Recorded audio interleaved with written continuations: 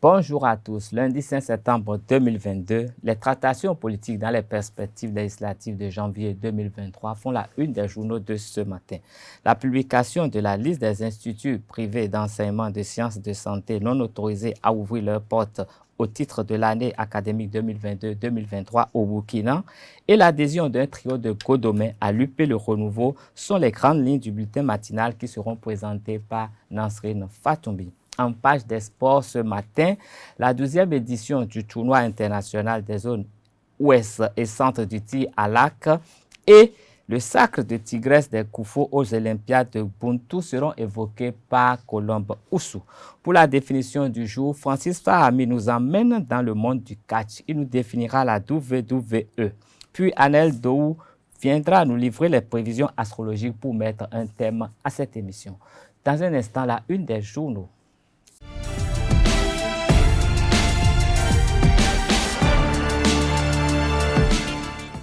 Amis internautes fidèles de Zawe TV, bonjour et bienvenue à la une des journaux de ce 5 septembre 2022. L'informateur titre « Ruée de militants vers l'UPR, les réserves de Maître Djogbenou ». Le nombre en militants ne fait pas le chiffre en siège selon le premier responsable de l'UPR. En sous-titre, deuxième session du BEN FCBE, ce qu'a dit Paul Hunkwe à ses collaborateurs. En pied de page, croissance économique du Bénin en 2022, convergence autour du taux record régional de 6,3%. Le bandeau affiche adhésion du trio Akpa Gougounon Toti à l'UPR, la main discrète de Brice Fagbemi dans le ralliement. Et puis le journal École titre « Extension des bassins du port de Cotonou, le groupe FH remporte le marché ». La Nation du jour titre en manchette « Relogement des sinistrés sur la route des pêches, promesse tenue à Avlekete ». En sous-titre « Regroupement des partis politiques, la position du chef de file de l'opposition ». En bandeau, l'éditorial de Paul Amoussou, à nos fragilités. Et puis en pied de page, numérique et digitalisation, le haut débit sème la joie dans l'OME. Bantin, 17 ténors lâchent la FCBE pour le BR. En sous-tribune, nous avons malaise au sein de l'opposition.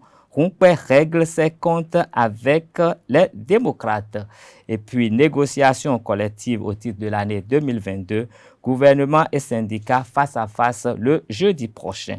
1 an d'existence de l'Institut national de la femme, 156 plaintes pour VBG enregistrées. Matin libre, titre obtention déjà de son récépissé définitif, UP Le Renouveau, une célérité qui fait polémique. Jimmy Adjovi Boko, la jeunesse, une terrible opportunité et une grosse menace pour l'Afrique. Trophée des personnalités de l'année 2022, l'appel à candidature du groupe Matin Libre lancé. Et en bandeau, fin de la 5e édition du tournoi de l'unité des collines, un autre pari gagné pour Claude Aniniquin. Le matin de ce jour, titre « Enseignement supérieur, liste complète des établissements de formation non autorisés au Burkina Faso ». Patrice Talon devant les entrepreneurs de France, la notion d'être acharné au travail qui devient notre quotidien. Situation politique nationale, tête à tête entre le président Vlavonou et Humbedi.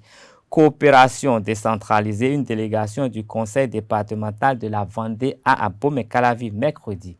Porto Novo, Charlemagne Nyankoti au domicile de Adrien Humbedi. Et puis Info Matin titre enracinement de l'UP Le Renouveau à Godomé, du calme, Gilles Akpa est là. 30 ans de vie du CSU Le Faucon, au service de l'éducation, l'apothéose tout simplement. Une messe d'action de grâce pour remercier le Seigneur. Ce sera tout pour la une des journaux de ce 5 septembre 2022. À demain pour une autre édition.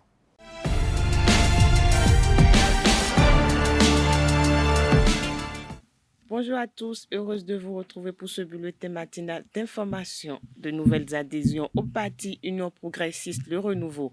L'artiste Gégé Lapino, de son vrai nom Théodore Gouгounou, Gilles Agossou, Mathias Totin ont rejoint avec beaucoup de fierté le samedi 3 septembre dernier à Godomé le parti de Joseph Diogbeno, selon le porte-parole des nouveaux adhérents. Au nom des partis de la mouvance présidentielle, le seul qui répond aux aspirations des trois leaders et pas de toute la population de Godomé est l'Union progressiste, Le Renouveau. D'où la nécessité, selon lui, de fédérer les énergies pour le rayonnement de l'arrondissement. Au nom du président Joseph Diogbeno, la directrice administrative de l'UPR a rassuré les nouveaux adhérents. Ces trois leaders sont, selon Christelle Rodonogbo, ont fait preuve de responsabilité par rapport à l'arrondissement de Godomé, un arrondissement qui a besoin de l'union de ses filles et fils pour son développement.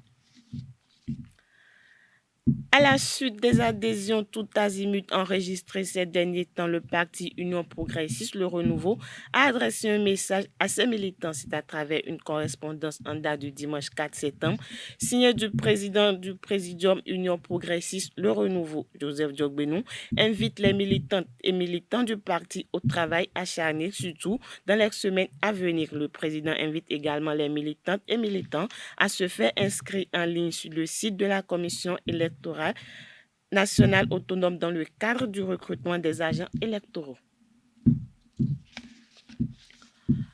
Par communiqué en date du 30 août 2022, la ministre de l'Enseignement supérieur et de la Recherche scientifique a rendu publique la liste des instituts privés d'enseignement supérieur de formation en sciences de la santé non autorisés à ouvrir au titre de l'année universitaire 2022-2023 au Burkina Faso. Il s'agit de l'Institut supérieur privé de santé Philadelphie, Institut supérieur privé Sainte-Julie, Institut privé supérieur Raoul Folero, Institut privé d'enseignement des sciences de la santé de FADA, etc. Les points focaux de ces écoles chargées de recruter les étudiants béninois s'exposent à des sanctions imposées par les tests. La ministre Éléonore Yaïla Dekan invite de ce pas les nouveaux bacheliers et leurs parents à la vigilance. Léon Andiori Koubodé, directeur associé du cabinet Mendo Consultant, a expliqué l'importance de la responsabilité sociétale des entreprises et a fait l'état des lieux de ces derniers. C'était au cours de la première causerie de Café Média Plus du vendredi 2 septembre dernier à la Maison des médias Thomas Meillanson. Il est au micro de Quentin Amoussou. La RSE, c'est la prise en compte volontaire de l'entreprise dans ses activités de tout ce qui concerne les caractéristiques ou les considérations environnementales, les considérations économiques et les considérations sociales. C'est-à-dire qu'on considère que l'entreprise ne peut plus être aveugle par rapport aux dégâts ou aux conséquences environnementaux dans son milieu, dans le milieu dans lequel elle opère. Donc la RSE est un outil qui permet à l'entreprise de gérer les risques environnementaux, d'anticiper sur les enjeux sociaux et de faire en sorte que la dimension économique puisse également être considérée. Alors au Bénin, il faut dire que la pratique de la RSE est encore embryonnaire. Mais depuis 4 ans ou 5 ans, on peut se réjouir du fait qu'on a fait de petits pas, mais qui sont des pas qualitatifs. Je m'explique. C'est-à-dire qu'il y a une étude qui a révélé en 2017 que la RSE était complètement absente au Bénin. Qu'en lieu et place d'une RSE professionnelle, on avait plutôt la philanthropie ou le mécénat. La philanthropie, c'est quand l'entreprise, par exemple, va offrir, faire des dons, construire des modules de classe et tout ça. C'est très bien parce que c'est utile à la communauté. Mais quel est le lien entre cette action sociale et le cœur de métier de l'entreprise? Voilà, donc c'est ce gap-là qu'on constatait. Et ce gap fait que l'investissement dans les actions sociales de l'entreprise n'était pas évaluable, n'était pas vraiment en lien avec la stratégie de croissance de l'entreprise. Et donc, depuis quand même 4 ans, on a constaté qu'il y a de bonnes initiatives. D'abord, l'État qui a manifesté son désir à soutenir la RSE. on a désormais une charte de la RSE au Bénin, ce qui n'existait pas depuis 4 ans. Non, depuis 1 an, cette charte a été signée par les partenaires, que ce soit l'État, le secteur privé, les associations, les ONG. Donc, on peut dire que désormais, on a un cadre plus ou moins légal qui permet de faire la promotion de la RSE. Le vendredi 2 septembre dernier, le bilan de la première édition du championnat national scolaire a été fait par Judikaël Ayadokun, directeur général adjoint de l'Office béninois du sport scolaire et universitaire, au cours du deuxième panel des causeries Café Média Plus. Il s'est également prononcé sur la deuxième édition du championnat de cette année qui s'est tenue à Adjoum. Alors la première édition, il faut rappeler qu'elle s'est tenue l'année dernière, en 2021, dans la commune de Grand Popo. Il y avait eu au départ, pour cette édition, seulement 2 disciplines sportives, à savoir le football masculin et puis le football féminin. C'était une compétition qui avait rassemblé à Grand Popo pendant 10 jours, près de 600 jeunes filles et jeunes garçons provenant de tous les départements du Bénin, d'accord, qui sont donc confrontés entre eux pour donner le meilleur d'eux-mêmes. Et à l'issue de cette compétition qui avait été fortement soutenue par la FIFA, il faut le rappeler, ainsi que la CAF, nous avons pu détecter, avec les détecteurs de talent, on a pu avoir quelques jeunes qui ont pu exprimer leur talent de façon magistrale, qui ont été récupérés dans les différentes compétitions d'âge, notamment les U17 côté des femmes, U17 côté des hommes, ce qui fait qu'on a eu déjà la meilleure joueuse de l'année dernière, une certaine Yasmina Dibril, qui évolue depuis 1 an, d'accord, du côté de l'équipe des écuries du Bénin, l'équipe féminine U17. Elle a d'ailleurs été la seule fille à avoir marqué, ou la seule joueuse à avoir marqué lors de la double confrontation entre le Bénin et le Maroc pour le compte de la Coupe du Monde féminine U17 en Inde 2022. Ah oui? Malheureusement, le Bénin n'a pas pu se qualifier, mais elle a fait parler la poudre, elle a fait découvrir tout son talent et on est heureux de savoir qu'elle a été un pur produit de nos classes sportives d'abord et puis également elle a été décelée à l'issue de cette compétition majeure qu'est le championnat national scolaire et on en est heureux. Et depuis près d'1 an, elle évolue du côté de... Elle joue au centre, au niveau du côté de Aïno VFC. Donc c'est dire que ce championnat a permis d'avoir ce talent qui s'est fait découvrir et qui évolue pour le bonheur d'elle-même et de ses parents. Du côté des hommes, on a eu également un certain Hector Dossé qui a été retenu pour l'équipe nationale des U17 cadets, d'accord, qui a évolué lors de la qualification de la CAN U17 qui a eu lieu au Ghana cette année. Malheureusement, le Bénin également n'a pas pu ne pas encore qualifié, mais lui aussi a quand même confirmé tout son talent, tout le bien qu'on pense de lui. C'est dire que, ne serait-ce que sur ce plan-là, de la détection des talents, on a pu avoir déjà des jeunes sur qui on peut compter, sur qui l'avenir du sport béninois peut se reposer. Alors il faut dire que la deuxième édition a déjà eu lieu. La deuxième édition du championnat national scolaire a déjà eu lieu du 15 au 24 août dernier, du côté de Adjoum, cette fois-ci. Mais vu le succès éclatant de la première édition, on s'est dit qu'il fallait donner plus de chance à d'autres jeunes talents dans d'autres disciplines sportives. Ce qui fait que cette année, contrairement à l'année dernière, on n'avait eu que le foot féminin et masculin. Cette année, on a eu, en plus du football féminin et masculin, on a eu le handball féminin, le basketball masculin et nous avons eu l'athlétisme au 100 et au 200 mètres mixte, donc pour les filles et les garçons.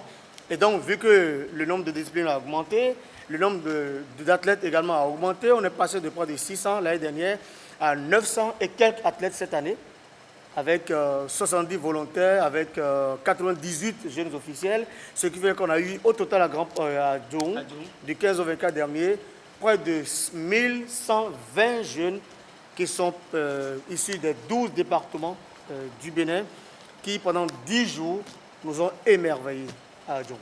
Judikaël Ayadokun a aussi profité de l'occasion pour aborder la question de l'élargissement du championnat national scolaire aux universités qui démarre le 15 septembre prochain. Suivez-le au micro de Quentin Amoussou. Il faut dire que depuis toujours, on a eu droit qu'à des jeux universitaires, d'accord, qui rassemblaient donc quelques établissements universitaires autour des grandes universités publiques, d'accord, pour des jeux sur une période de 2 semaines maximum. Donc il y avait à peine, il y avait au total très souvent une dizaine d'universités, d'accord, dans 2-3 disciplines sportives, foot, hand et basket, qui compétissaient. Donc on s'est dit, mais pourquoi ne pas élargir d'abord la compétition à beaucoup plus d'universités privées. Et également, pourquoi ne pas donner plus de chance à d'autres disciplines sportives d'émerger, vu que dans d'autres universités et à l'étranger, dans tous les pays du monde, c'est souvent les universités qui constituent des viviers pour alimenter le sport d'élite. Et donc on s'est dit qu'il faille faire comme on le fait au niveau du secondaire, c'est-à-dire passer de jeux universitaires qui courent sur une dizaine de jours à des championnats universitaires véritablement. Un championnat veut dire qu'il y aura une phase communale, une phase départementale et une phase nationale. Donc c'est la première fois au Bénin que nous voulons expérimenter cette année un championnat universitaire du Bénin, contraire aux Jeux universitaires du Bénin.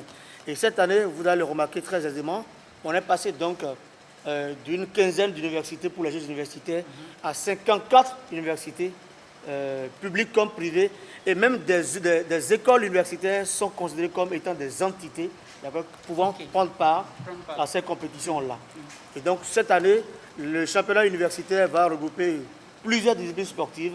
Le football masculin, pour le moment heureusement, vous savez, le football féminin au niveau universitaire n'est pas aussi développé que ça.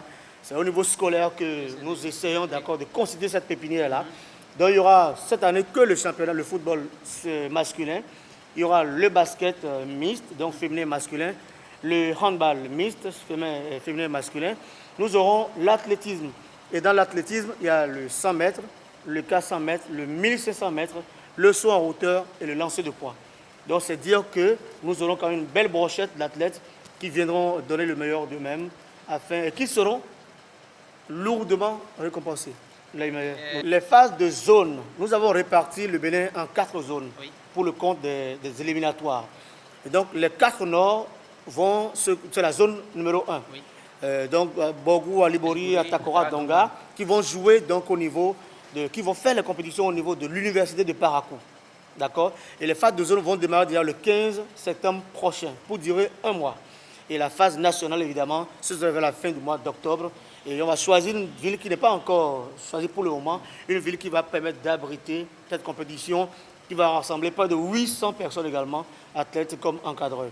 Donc la zone 1 comprend donc les 4 départements du Nord. La zone 2 comprend les départements du Zou, des Collines, du Mono et du Koufo.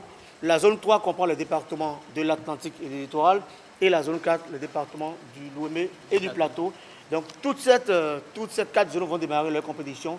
Les phases de zonal, on les a appelées, on les a intitulées. Ça commence déjà le 15 septembre prochain, pour 1 mois.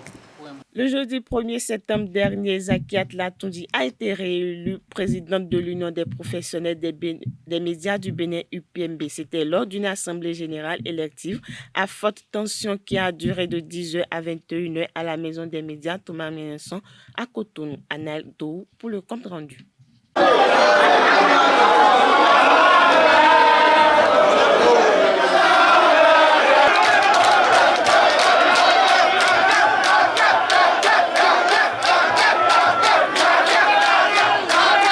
Zakiat Latondi et ses colistiers vont diriger le bureau de l'Union des professionnels des médias du Bénin, UPMB, pour les 3 prochaines années. Réélue, la présidente sortante a tout de même rappelé à l'Union de tous les professionnels des médias du Bénin. Je voudrais nous dire que l'élection est maintenant terminée.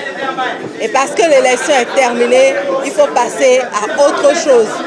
Autre chose, c'est notre union. Ce n'est pas la victoire de Zakiat, mais c'est la victoire de l'Union. Et je voudrais nous appeler tous à travailler pour l'intérêt de l'Union. Je voudrais qu'à partir de maintenant, on ne considère plus un camp X ou un camp Y, mais que chacun d'entre nous se considère comme étant membre de l'Union et participe vraiment dans l'unité d'action pour que rayonne davantage notre Union. Merci. Les autres forces en présence ont relevé des irrégularités et promettent de recourir à la justice.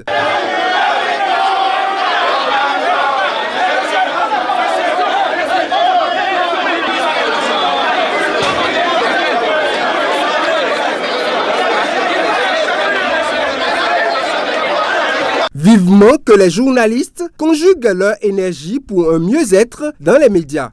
Les ligaments croisés ont pour rôle de stabiliser le genou lorsqu'il y a rupture. Les ligaments ne jouent plus leur rôle de stabilisateur. Pour en savoir plus, je vous invite à suivre les explications du kinésithérapeute Gilles Sodabi. Le ligament antérieur fait partie des structures qui soutiennent le genou, c'est-à-dire les deux os principaux qui constituent l'ossature du genou. Il y a la tête du fémur et le plateau tibial qui sont l'endroit où se localise ce ligament croisé antérieur. Notons qu'il est secondé par un autre ligament qu'on appelle le ligament croisé postérieur et deux autres ligaments comme le ligament collatéral médial, le ligament collatéral latéral et les ligaments transverses. Et les signes cliniques d'un ligament croisé antérieur, nous avons d'abord le gonflement du genou. Le genou est gonflé, il devient rouge et il y a une diminution de la fonction, c'est-à-dire une impotence fonctionnelle et une limitation de l'amplitude du genou, ce qui permet aux sportifs de ne plus bien mobiliser son genou ou dès qu'il met l'appui, il a très mal. Ces affections sont plus fréquentes chez le footballeur et chez les basketteurs. C'est vrai qu'on en rencontre aussi dans d'autres disciplines, mais c'est plus courant chez les footballeurs et chez les basketteurs. Gilles Sodabi a également parlé des symptômes et des traitements de la rupture des ligaments. Il est au micro de Colombe Oussou. Nous avons ce qu'on appelle rupture partielle et puis la rupture totale, la rupture complète. Quand il s'agit d'une rupture partielle, c'est plus le repos. C'est d'abord arrêt systématique du sport. Et suite au repos maintenant, il y a les séances de kiné qui se font pendant la période du repos. Mais quand il s'agit d'une rupture complète, il y a toujours l'arrêt systématique et après ça intervient le chirurgien ou le traumatologue pour une opération. Et c'est après l'opération maintenant qu'on commence la phase de la rééducation proprement dite. Quand il s'agit d'une rupture partielle, après la phase du repos est accompagnée déjà de la phase de la cryo pour diminuer l'inflammation, diminuer la douleur locale. Ce repos peut aller d'1 mois jusqu'à 2 mois si possible. Avant maintenant de commencer ce qu'on appelle la phase active, c'est-à-dire les mouvements avec le genou, les mobilisations pour pouvoir gagner dans les amplitudes et commencer aussi le renforcement des muscles qui n'ont pas été sollicités pendant la phase du repos. Voilà, c'est tout pour le bulletin matinal d'information de ce lundi matin. Merci pour votre attention. Excellente semaine à tous. Merci à vous, Nasrin Fatoumbi, pour toutes ces informations. Nous recevons à présent Colombe Oussou qui va nous donner les informations sportives de ce 5 septembre 2022. Bonjour à tous. Dans l'après-midi d'hier, dimanche 4 septembre 2022, la sélection olympique du Bénin s'est opposée au Buffle du Borgou dans une rencontre amicale entre les deux formations qui se préparent activement pour des compétitions diverses. Au coup de sifflet final, ce sont les protégés de Bruno Goudjor Adoula qui l'emportent sur les vice-champions du Bénin sur le score de 2-1. Le week-end prochain, les Buffles du Borgou accueillent à Cotonou Calon FC de la Sierra Leone pour le compte du match aller du premier tour préliminaire de la Coupe CAF. La sélection béninoise des moins de 23 ans, quant à elle, va se déplacer en octobre prochain pour affronter le Soudan à Khartoum pour le deuxième tour des éliminatoires de la CAN U23. Autre information, l'édition 2022 des championnats nationaux d'escrime a livré son verdict hier au fort français de Ouida. Entre confirmation et révélation, les escrimeurs de Calavi-Ouida ont assuré le statut devant les autres clubs de Parakou, Abomey et Cotonou. Chez les U13, Nala Marchikourou d'Akasato et Brigitte Akacha de Ouida sont les nouveaux champions du Bénin. Une grande performance pour ces deux prodiges qui sont à leurs premières années de pratique de la discipline. Venus avec des ambitions claires, Prude Aïssi de Ouida et Orad Ado d'Akasato s'adjudent le titre de champion du Bénin. Akasato et Ouida dominent également le tournoi des moins de 23 ans. Hunan Ado et Concepcia Diassa sont sacrés champions et championnes du Bénin. Dans le cadre de la 12e édition du Tizo Kata prévue du mercredi 7 au samedi 10 septembre 2022, le bal des arrivées a commencé avec les premières délégations qui foulent le sol béninois. Arbitre auprès de la Fédération française de tir à l'arc, Christine Bourg est arrivée à Cotonou dans la soirée d'hier dimanche 4 septembre en provenance de Paris.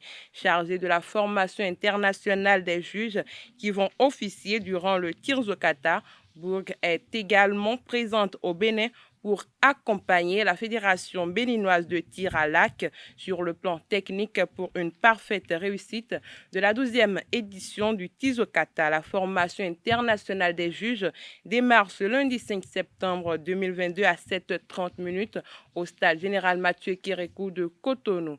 Dernière information, l'édition 2022 des Olympiades Buntu a eu lieu hier dimanche 4 septembre au centre communautaire EA de Cotonou. Au terme du challenge, c'est le club Tigresse venu du Koufo qui a été sacré champion de cette 7e édition des Olympiades Buntu, dont Monique Dougbadji tient le pari avec son association Buntu Sport. Et c'est tout pour la page des sports de ce matin. Merci pour votre attention et à très bientôt. Merci Colombe Oussou. À votre suite, nous recevons tout de suite Francis Fahami qui va nous définir la WWE.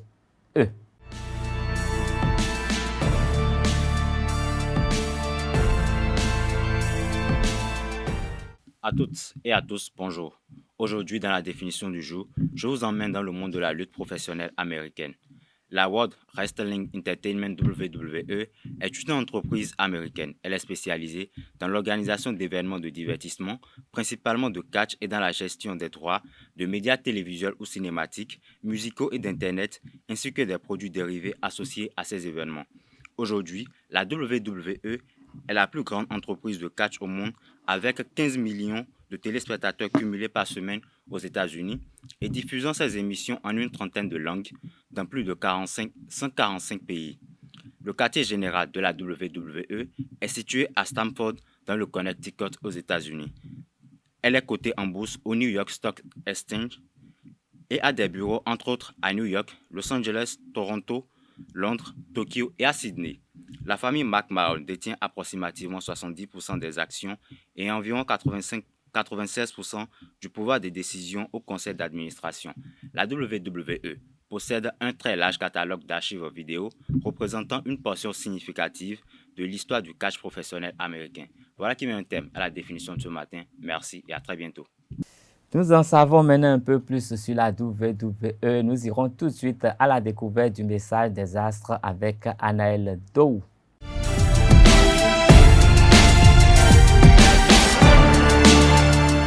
Mesdames et messieurs, bonjour et bienvenue dans votre rubrique Horoscope du jour. Aujourd'hui, nous vous dévoilons ce que les astres vous réservent sur le plan professionnel. Bélier, dans votre travail, la journée sera globalement facile et agréable à vivre. Vous aurez sans doute beaucoup à faire, mais votre vitalité et vos ambitions vous permettront de faire face sans fatigue. Taureau, vous naviguerez au jugé et vous risquez de commettre des erreurs tactiques sur le plan professionnel. Vous ne pourrez compter que sur vous-même. En effet, personne ne vous aidera à tenir la barre. Gémeaux, si vous y mettez du vôtre, vous pourrez établir vos projets professionnels sur des bases plus solides et leur donner plus d'ampleur. Cancer, votre sens de l'adaptation sera décuplé et il fera des merveilles. Bravo, vous aurez l'art de contenter les parties les plus opposées. Lion, à présent, agissez avec une grande détermination sans tenir compte des divers conseils de prudence qu'on vous prodiguera trop généreusement. Balance, d'excellentes idées défileront dans votre tête. Vous vous dépenserez sans compter pour les faire passer du rêve à la réalité, et les astres y ajouteront leur faveur pour la poursuite des résultats. Scorpion, à présent, avec les astres Jupiter et Uranus en bel aspect, vous insufflerez un bel esprit de solidarité à votre équipe de travail. Votre créativité va croître et vous obtiendrez de très bons résultats. Sagittaire, à présent, cet aspect d'Uranus vous sera globalement favorable. Vous jouirez d'un bon moral. Vos projets rencontreront un accueil favorable et vous pourrez élargir votre champ d'action. Capricorne, à présent, grâce à l'influence bénéfique de la planète Uranus, vous serez plus diplomate et sociable que d'habitude. Verseau, à présent, les influx astraux de la journée inviteront de la rébellion. Nombreux sont donc les natifs qui seront très mécontents de leurs occupations professionnelles présentes. Poisson, pour finir cette édition, votre côté travail, ne vous endormez pas dans votre confort. Au contraire, soyez à l'affût des occasions intéressantes et explorez-les à fond. Mesdames et messieurs, c'est tout pour l'horoscope du jour. Aneldo, merci à vous pour toutes ces prévisions astrologiques. À demain pour d'autres prévisions. Ce sera tout pour Free Matin de ce 5 septembre 2022. Merci à tous.